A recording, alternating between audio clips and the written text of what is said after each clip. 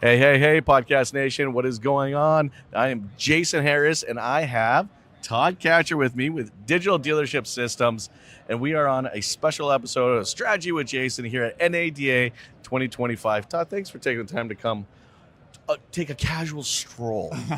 Always We're good gonna to take see a you, casual Jason. stroll. It's been a fun day, man. We've It been has super been. busy at the booth, and it's good seeing dealers and catching up and getting some feedback from them and just learning what's going on in the world. Yeah. Well, you know what? I know that not all of the dealers that planned to come made it. Right. All right. But hey, man, I've been watching your booth, and it looks like the dealers that have come have definitely been leaning in. It's like they're looking for something, right? There seems to be more absorbing of information. Wouldn't you say?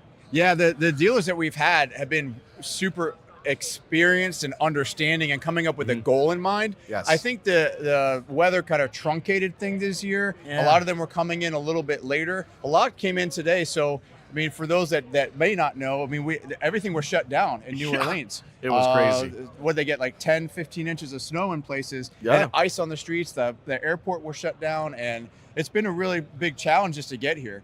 And so now that we're here, people are coming in still on Friday. Yep. So most people come in on Wednesday or Thursday. They were still coming on Friday. So today, Saturday, was a bigger bump than Friday, just because we just know. have more people, which is great. It is really great. Well, here's what I want to do, and I like doing this during the kind of these walk-in talks, is just do some industry chat. Because Sure. I've always appreciated your insights. I appreciate that. Right? You know, it's like I love the fact that you just have this very data-driven mind, but that has to be actionable data, right? Mhm. So it's one thing to have one side, but you got both. You know, it's like, okay, well, look, data's only good as if I can action it, right? And you know that kind of at the core. So Right, I'm just kind of right. curious, you know, what did you kind of see in 2024 as far as the industry, and what do you think in 2025 as dealers we should be focusing on? I think a lot of the same issues are happening 2024 and 2025, where dealers get pitched a lot of dream widgets. That's true. They get told all these different things, and there's always buzzwords. You know, Yep. was digital marketing. Then you had the complete process, whatever the terminology of the day is. Yeah. And now, of course, it's AI. Oh right? yeah, let's talk about AI. And There's an AI. There's an AI. right. And there's an AI. a lot of these companies even change their name to have AI in the name, Yes, and they're yeah. going to change their name again after a certain number of months or years or whatever the case is. And a lot of it isn't really AI; it's just algorithms, which Yeah. is just logic. And they make it sound nice, but they're really just, I mean, it wouldn't last in a tech talk anywhere.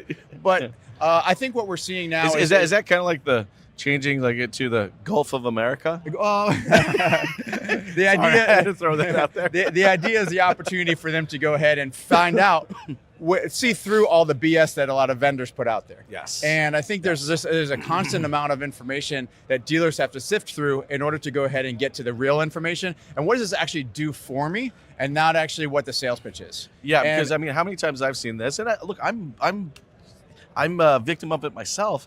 Is what's the term?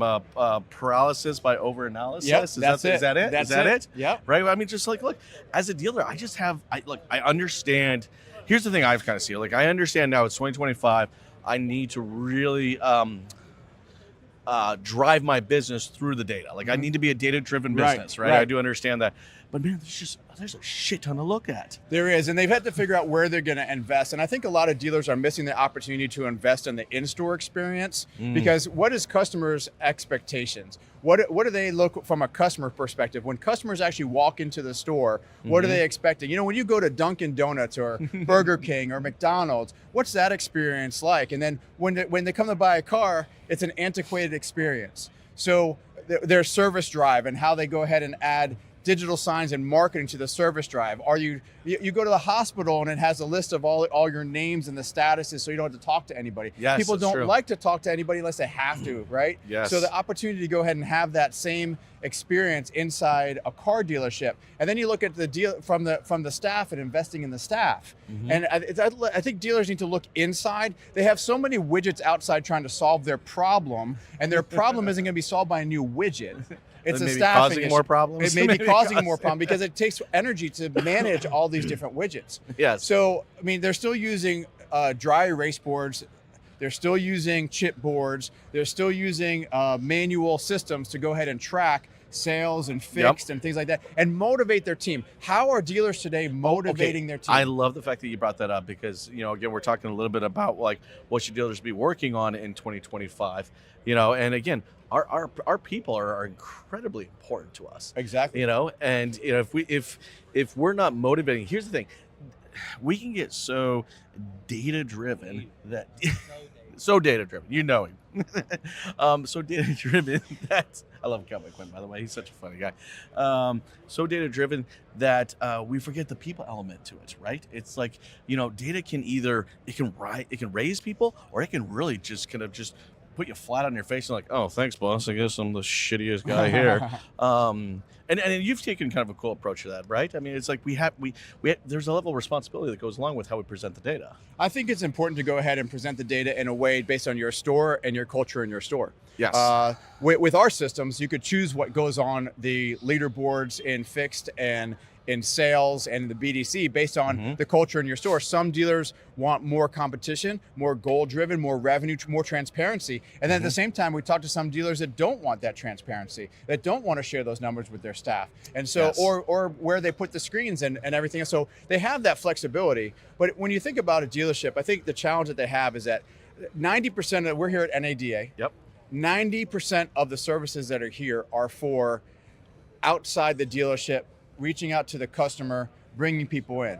Yes. Less than 10% is for inside the store, whether that's equipment, as we walk by equipment, whether it's by car washes. What are you actually doing?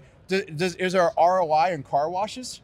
Like, are you counting on it? There's not necessarily a tangible ROI, but there is an ROI. That's why they buy the car washes. Of course. But would they still have a dealership if they didn't buy a nice car wash? They sure would.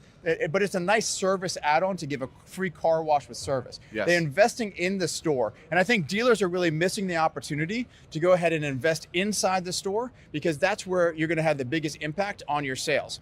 Driving traffic to the store is only a part of the equation, but how do you handle customers inside the store, and how do you motivate your staff? That's what's really been missing in the industry, is focusing inside the store. And that's something that's been, in the auto business has been going on for a long time. Yeah. Used to be service with a smile, and I don't know the last time you've been with a dealership. Dude, we have definitely got more transactional. I'm 100% with you. Yeah, they're more transactional. They're less interpersonal, and then how they treat their staff, because most dealers will say, I care about my staff, I care about my customers, but they're not investing in them. Exactly. No. Look, like, I know we're getting towards the tail end of our time, but man, I think that's really, really well said, right? I mean, it's we're investing in our people, investing in that experience, and I like it. I like the perspective, man. I think for 2025, if you're out there watching and listening, take a look at that in dealership experience. So no, man, that's real good. Hey, Todd, thanks so much. I appreciate your time as always. Jam with me. This has always been great. For everybody out there watching and listening who would love to connect with you, what's the best way to do so? Digitaldealershipsystem.com. Visit our website. We'll be happy to go ahead and do a demo of our products and services. We do in-store digital signs and KPI leaderboards. Awesome. Again, man, thank you so much. Oh, no problem. Good to see you. Hey, for everybody out there watching and listening, we appreciate you. Thank you, and have an amazing